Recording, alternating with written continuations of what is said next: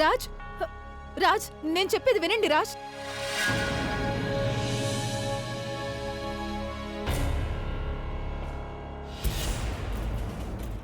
ఇదిగో రాజ్, ఆగు ఆగు. బాబు రాజ్, ఆగు.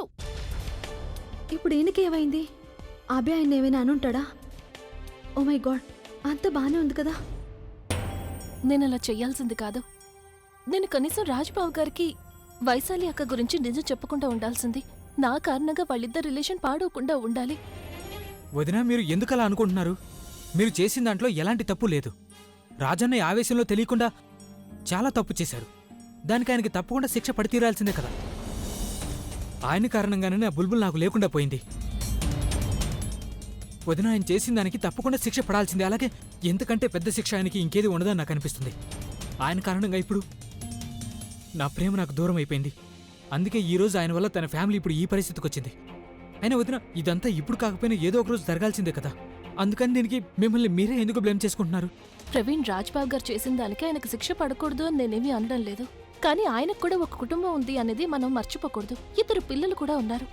ఒకవేళ తల్లిదండ్రులు ఒకరికొకరు దూరం అయ్యారు అంటే అప్పుడు ఆ పిల్లల మీద ఎలాంటి ప్రభావం పడుతుంది?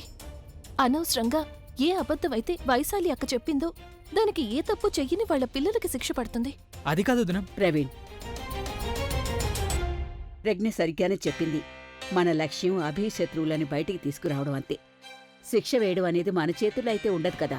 2 విషయాల్లో మనం విజయాన్ని సాధించగలిగాము. ఇప్పుడు ఒక లక్ష్యం మన కళ్ల ముందుంది. అదేంటంటే తన్ను నిజస్వరూపం అభి ముందు బయట పెట్టడం.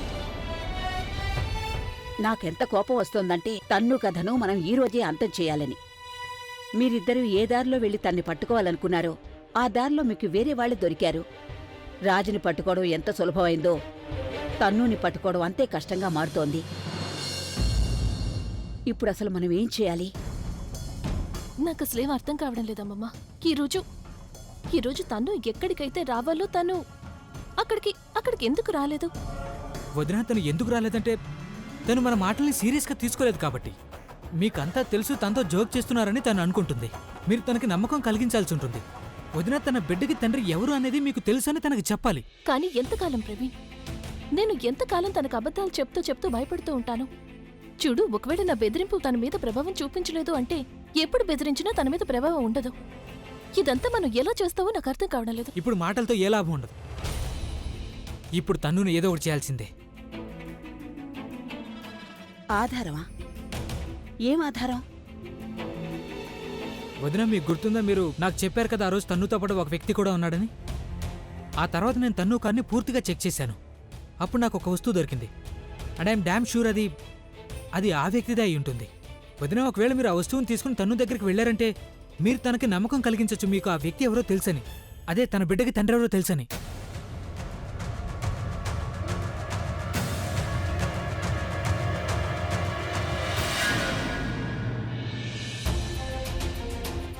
ఏ మనిషి తన శత్రువు కూడా అలా చేయడేమో, కానీ తను నాకు అలా చేశాడు.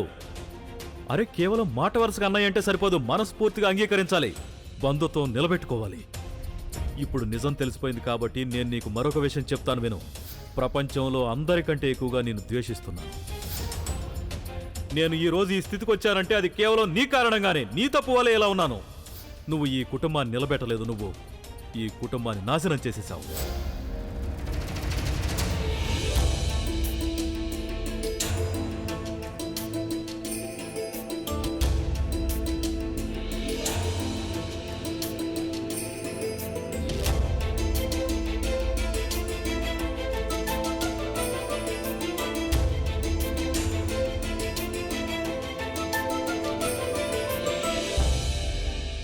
మీరు బానే ఉన్నారు కదా?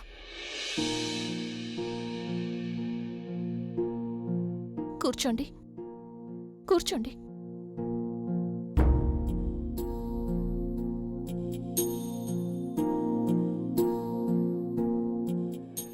నాతో మీరు మీ ఫీలింగ్స్ని షేర్ చేసుకోవచ్చు. నాకెందుకు ఇలా జరుగుతోంది?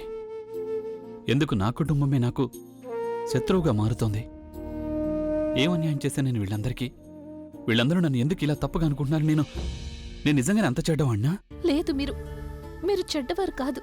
మిమ్మల్ని అర్థం చేసుకోలేని వాళ్ళు చెడ్డవాళ్ళు అవుతారు. లోపం మీలో లేదు, మీ మంచితనాన్ని అర్థం చేసుకోలేని వాళ్ళల్లో లోపం ఉంది. ఒక విధంగా చెప్పాలంటే మీరెంతో మంచివారు అనే నిజం స్వయంగా మీకు కూడా తెలీదండి. ఈ కుటుంబానికి ఎట్టి పరిస్థితుల్లోనూ మీకంటే మంచి కొడుకు, మీకంటే మంచి తమ్ముడు, అన్నయ్య దొరికే అవకాశమే లేదు. మీరెందుకు? రాజ్బాబు గారు ఏదైతే అన్నారో మీరు కేవలం దాని గురించి ఎందుకు ఆలోచిస్తున్నారు? మీరు ఈ కుటుంబం కోసం ఏదైతే చేశారో దాని గురించి ఆలోచించండి. మీరు వాళ్ళ ద్వేషాన్ని చూస్తున్నారు, మిగతా వాళ్ళందరూ మిమ్మల్ని ఎంతగా ప్రేమిస్తున్నారో అదెందుకు చూడలేకపోతున్నారు? ఇక నువ్వు పోలీసులను పిలవచ్చు ప్రజ్ఞ. నువ్వు ఎవరినైతే పట్టుకోవాలని అనుకుంటున్నావో ఇప్పుడు వాళ్ళు నీకు దొరికారు కదా. ఇప్పుడు నీ లక్ష్యం పూర్తయిపోయింది. అలాగే నేరస్తులకి నువ్వు శిక్ష వేయించాలనుకుంటే నువ్వు పోలీసులు పిలిపించి తనకి శిక్ష వేయించేయి. అలా చేయాల్సిన అవసరం ఏమీ లేదు. రాజ్బాబు గారు ఆయన చేసిన తప్పుకి శిక్ష అనుభవిస్తున్నారు. నిజం అందరికీ తెలిసింది. అదే అన్నిటికంటే ముఖ్యమైన విషయం. ఎవరు నమ్మినా నమ్మకపోయినా నిజం ఏదో ఒక రోజు బయటపడుతుంది.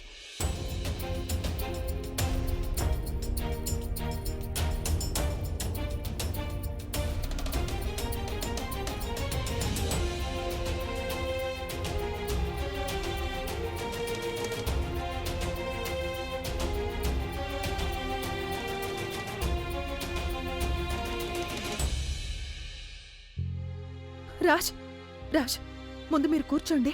కూర్చోండి ప్లీజ్. ఎందుకు మౌనంగా ఉన్నారు? రాజ్, మాట్లాడండి. నాతో మాట్లాడండి రాజ్. రాజ్ చూడండి, నేను ఒప్పుకుంటాను, నా వల్ల చాలా పెద్ద పొరపాటు జరిగింది.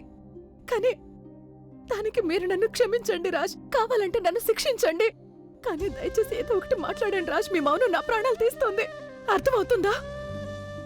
ఏదో ఒకటి మాట్లాడండి ప్లీజ్. ప్లీజ్ మాట్లాడండి. కావాలంటే మీరు నన్ను తిట్టండి, లేదా నా మీద కోప్పడండి. నన్ను కొట్టండి, కొట్టండి, నన్ను కొట్టండి రాజ్. కొట్టండి ప్లీజ్. కానీ ఏదో ఒకటి మాట్లాడండి. ఏం చేయాలి నేను?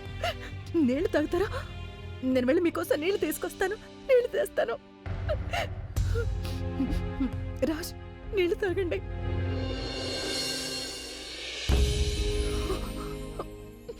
రాజ్, ప్లీజ్ ఏదో ఒకటి మాట్లాడండి. ఇలా మౌనంగా మాత్రం ఉండకండి రాజ్. సరే, మీరు నా వైపు చూడండి, నాతో మాట్లాడండి రాజ్.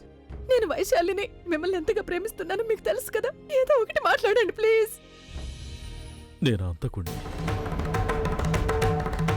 నేను హంతకుణ్ణి.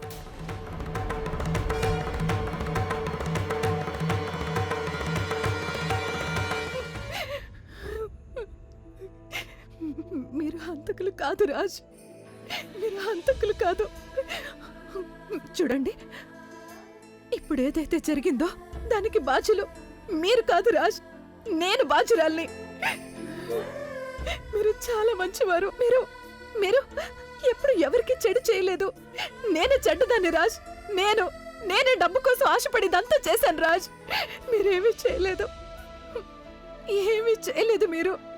నా వల్ల తప్పు జరిగింది. దయచేసి నన్ను క్షమించండి ప్లీజ్ రాజ్. నన్ను క్షమించండి. నా వల్ల చాలా పెద్ద తప్పు జరిగిపోయింది. ఇదేంటి తలుపులు మూసున్నాయి? రాజ్, బాబు రాజ్, ఏమైందో చెప్పు. అరే తలుపులు తెరు బాబు. వైశాలి, నా మాటలు వినిపిస్తున్నాయా మీకు?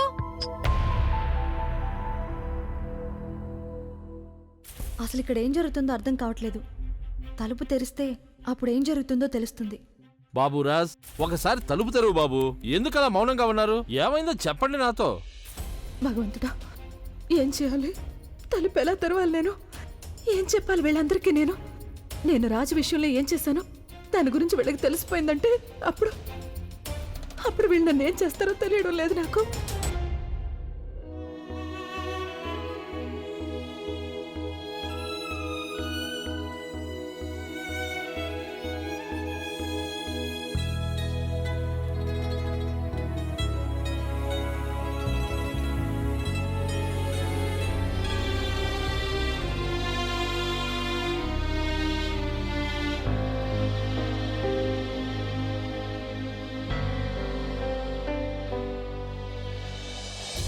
ఏమండి, మీరు బానే ఉన్నారు కదా? అవును, నేను బానే ఉన్నాను. మీరు అస్సలు బాగోలేరు.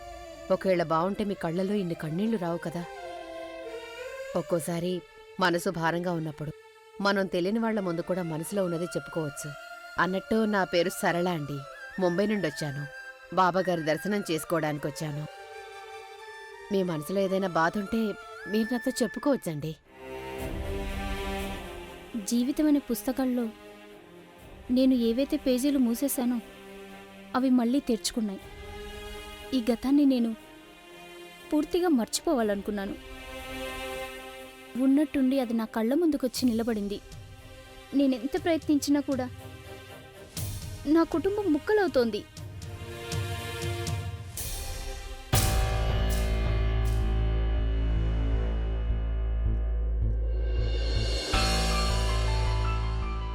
నా జీవితంలో అన్నింటికంటే విలువైనది నాకు దూరం అవుతోందనిపిస్తోంది.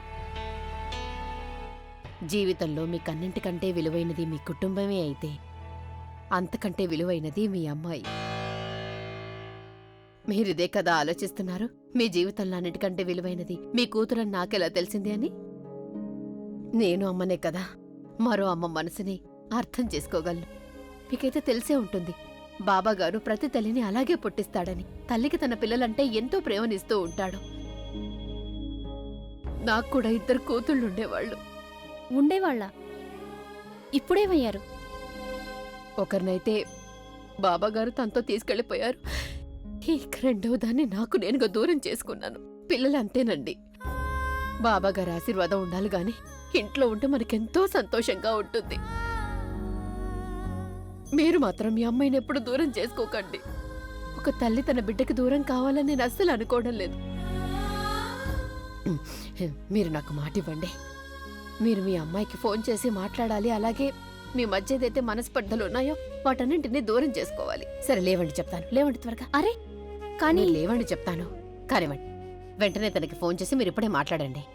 తన నమ్మి చాలా కోపంగా ఉంది. తను నాతో మాట్లాడకపోవచ్చు. తను మీ అమ్మాయి కదా, మీరు తనకి ఫోన్ చేస్తే అప్పుడు మీతో తప్పకుండా మాట్లాడుతుంది. ఎన్ని రోజులు కోపంగా ఉంటుంది? మీ మనసులో మాట తనకి తప్పకుండా అర్థం అవుతుంది.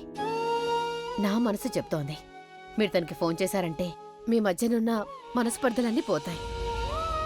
కనీసం ఈ తల్లికైనా తన కూతురు దక్కుతుంది కదా. సరేనండి, మీరు మీ అమ్మాయికి తప్పకుండా ఫోన్ చేయండి. Thank you very much. మీతో మాట్లాడిన తర్వాత నా మనసు చాలా తేలికైపోయింది. మీరు సరిగ్గానే చెప్పారు. ఒక్కోసారి తెలియని వాళ్ళు కూడా సొంత వాళ్ళకంటే ఎక్కువగా అనిపిస్తుంటారు. జాగ్రత్త అండి.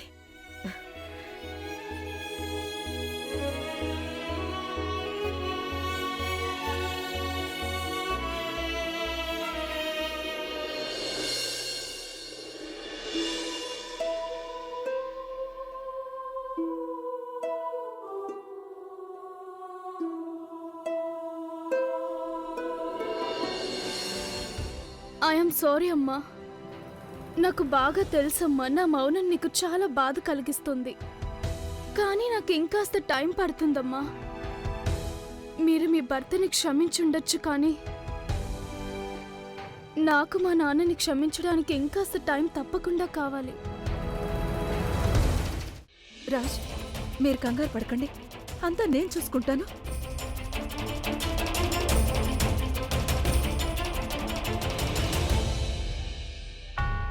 ఏమైంది రాజ్కి? రాజ్ ఎందుకలా వచ్చేశాడు? పైగా నేనంత గట్టిగా పిలిచాను, తనకి వినిపించలేదా ఏంటి? అభి రాజును అలా ఎందుకు లాక్కెళ్ళాడు? పిన్ని గదిలో అందరూ ఏం మాట్లాడారు? ఏం లేదు, ఏమీ లేదు అత్తయ్య. అది రాజ్ చాలా అలసిపోయి ఉన్నారంతే, ఇంకేమీ లేదు. బహుశా అందుకే మీ అందరికి అలా అనిపించిందేమో. ముందెప్పుడు అలా జరగలేదు. నేను వెళ్ళి చూడాలి, నువ్వు పక్కకి జరుగు ముందు. లేదత్తయ్య, నేను చెప్తున్నాను కదా ఏమీ జరగలేదని. ఆయన బాగా అలసిపోయారు కాబట్టి నిద్రపోయారు. అదే నా ఉద్దేశం, నిద్రపోయారు. మీరు ఆయన్ని అనవసరంగా డిస్టర్బ్ చేయకండి అత్తయ్య. ఇదిగో వైశాలి, మేము తనని డిస్టర్బ్ చేయడానికి రాలేదు. అబ్బి తనని ఎలాగైతే తీసుకెళ్లాడో అది చూసి కంగారు పడుతున్నామంతే. దాని గురించి తెలుసుకోవడానికి వచ్చామేమని చెప్పు. అమ్మమ్మ గారు, ఏమీ జరగలేదంటున్నానుగా. మీరందరూ, నేనేమంటున్నానంటే నేనున్నాను కదా ఆయనతో పాటు. రూమ్ లో అభి ఉన్నాడు, అమ్మమ్మ ఉన్నారు, అందరూ ఉన్నారు. అభి ఆయన్నేమీ అనలేదు, ఏమీ లేదు. సరే అయితే మేము ఒకసారి వెళ్ళి తను ఎలా ఉన్నాడో చూసొస్తాం. ముందు నువ్వు పక్కకి జరుగు. నేను చెప్పాను కదా అత్తయ్య, ఆయనకేమీ కాలేదు, విశ్రాంతి తీసుకుంటున్నారని. మరింకా ఎందుకు? నాకేదో అనుమానంగా ఉంది నీ మీద. లోపలికెళ్ళి చూడని అసలేం జరిగిందో. నేను చెప్తున్నాను కదా ఆయనకేమీ జరగలేదని. నిద్రపోతున్నారు ఆయన. మీ అందరికీ చేతులు జోడించి దండం పెడతాను, ఇక్కడి నుంచి వెళ్ళిపోండి. విషయాన్ని పెద్ద చేయకండి. ఇదిగో విషయాన్ని నువ్వే పెద్ద చేస్తున్నావు. మేమైతే మా అబ్బాయిని ఒకసారి చూడాలనుకుంటున్నాం అంతే. వైశాలి, ఖచ్చితంగా నువ్వు మా దగ్గర ఏదో దాచిపెడుతున్నావు.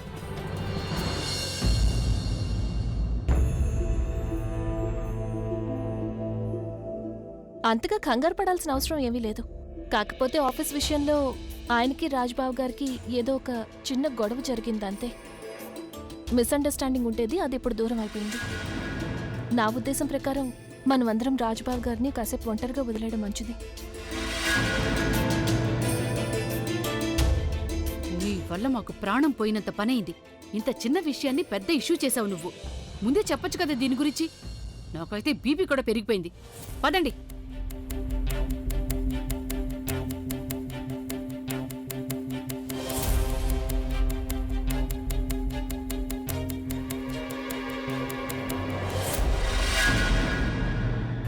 ఇంత చిన్న విషయం అయ్యే అవకాశం లేదు. ఖచ్చితంగా ఏదో ఉంది. కానీ ప్రజ్ఞ అబద్ధం ఎందుకు చెప్తుంది?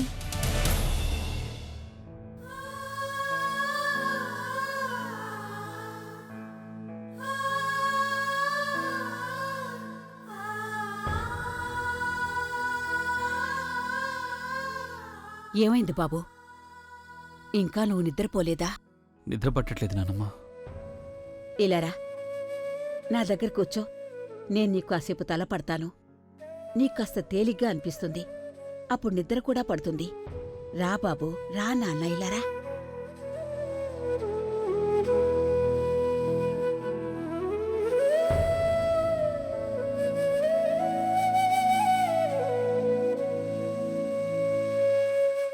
నానమ్మ, నేను నిన్న ఒక విషయం అడగనా? నిజంగానే అసలు తప్పు నాలోనే ఉందంటావు నానమ్మ? నేను నిజాన్ని చూడలేకపోతున్నాను నానమ్మ. ఒకవేళ నేను రాజన్నే మాటల్ని పూర్తిగా నమ్మి తనకి తోడుగా నిలబడ్డాను అంటే అప్పుడు బహుశా ఈరోజు తను ఇదంతా చేయాల్సి వచ్చేది కాదేమో. లేదు బాబూ, లేదు. ఏ మనిషి అయినా ఎదుటి మనిషిని మనం ఎప్పుడూ పూర్తిగా అర్థం చేసుకోవడం కుదరదు బాబూ. ఇది ఆ మనిషిలో ఉండే లోటు కాదు. భగవంతుడు అర్థం చేసుకునే విధానానికి ఒక లిమిట్ని పెట్టి ఉంచాడు. మనిషి ఎంత ప్రయత్నించినా కూడా ఆ లిమిట్ని దాటే అవకాశమే ఉండదు కదా బాబూ. నువ్వెక్కువగా ఆలోచించకు. ఎందుకంటే నువ్వు ఏ తప్పు చేయలేదు బాబూ, ఏ తప్పు చేయలేదు. ఎలా ఆలోచించకుండా ఉండగలను నానమ్మ? మెల్లమెల్లగా నా కుటుంబం నాకు దూరం అయిపోతూ వస్తోంది. ముందు ఆలియా, ఇప్పుడు రాజ్ అన్నయ్య, రేపు ఇంకెవరైనా నాకు శత్రువుగా మారుతారు. ఇలా ఒక్కొక్కరిగా నాకు శత్రువులుగా మారిపోతుంటే నేను నా కలను ఎలా నిజం చేసుకుంటానో నువ్వే చెప్పునానమ్మా. నిజంగా రాజన్న చెప్పింది కరెక్టే అనిపిస్తోంది. తప్పు నాలోనే ఉంది. మళ్ళీ అదే మాట. నేను చెప్పాను కదా, నీలో ఎలాంటి లోటు లేదు బాబూ, ఎలాంటి లోటు లేదు. అయినా ఎప్పుడు ఎవరి ఆలోచన ఎలా మారుతుందో దాని గురించి తెలుసుకోవడం చాలా కష్టం కదా. ఒక మనిషి స్వయంగా తన గురించి తనే తెలుసుకోలేడు, తనని తానే అర్థం చేసుకోలేడు. అలాంటప్పుడు తను ఎదుటి వాళ్ళని ఎలా అర్థం చేసుకుంటాడు, ఎలా తెలుసుకుంటాడు వాళ్ళ గురించి? అయినా ఇలాంటి సమయంలో ఎవరు ఏమనుకుంటారు, ఎలా ఆలోచిస్తున్నారని నువ్వు ఆలోచిస్తూ కూర్చుని నీ మనసుని చిన్నపుచ్చుకోవద్దు, సరేనా? నాకొక విషయం చెప్పు. నువ్వు ఎప్పుడూ న్యాయానికి తోడుగా ఉండి నిజాయితీగా నడుచుకుంటూ వచ్చావు కదా. ఇక మీదట కూడా నువ్వు అలాగే ఉండు, అంతే చాలు. నిజాయితీ అనే దారిలోనే వెళ్తూ ఉండు బాబు. ఎవరి గురించి ఏమీ ఆలోచించొద్దు నువ్వు. ఎవరేమనుకున్నా ఏం చేసినా పర్వాలేదు. నువ్వు కేవలం ఒకటే ఆలోచించు. ఇప్పుడు సరైన సమయంలో నిజం అనేది నీ కళ్ల ముందు ఉంది బాబూ. ఇప్పుడిక ఒకటే మిగిలిపోయింది నానమ్మ. నేను వీలైనంత తొందరగా తన్నుని పెళ్లి చేసుకోవాల్సి ఉంటుంది. నేను తనకు అన్యాయం చేస్తున్నానని నాకు అనిపిస్తుంది నానమ్మ. నీకు తెలుసా నానమ్మ, నేను సరళ ఆంటీతో కూడా దీని గురించి మాట్లాడాను. ఆవిడ చాలా మంచి మనిషి. నా సంతోషం కోసం ఆవిడ నా పెళ్లికి వెంటనే ఒప్పుకున్నారు. ఈకిప్పుడు నాకు కావాల్సిందల్లా నీ ఆశీర్వాదం నానమ్మ. నానమ్మ, నేను ఈ ఇంటికి సంతోషాన్ని తీసుకొద్దాం అనుకున్నాను, కానీ నాకు అనిపిస్తుంది బహుశా నా బిడ్డ రావడం వల్లే ఈ ఇంటికి సంతోషాలు వస్తాయేమో. నేను డిసైడ్ చేసుకున్నాను. నేను 1-2 రోజుల్లోనే తన్నుని పెళ్లి చేసుకోవాలి. కోర్టుకెళ్ళి పెళ్లి చేసుకుంటాను. ఎవరికి ఏమీ చెప్పను. ఒక్కసారి పెళ్ళయిందంటే ఆ తర్వాత అందరూ దాన్ని ఒప్పుకొని తీరాల్సిందే కదా, ప్రజ్ఞతో సహా.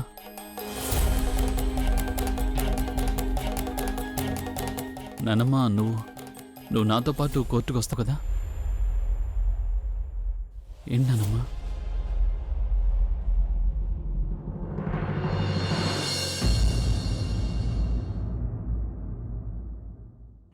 నానమ్మ, ఒక్కసారి నాకు ఆ జోలపాటని వినిపించవా? నా చిన్నప్పుడు నువ్వు పాడేదాన్ని కదా రోజు.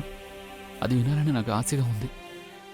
చాలా రోజులైంది నేను ఆ జోలపాట విని. బహుశా అది ఇప్పుడు విన్నానంటే నాకు కాస్త ప్రశాంతంగా నిద్రపడుతుందేమో.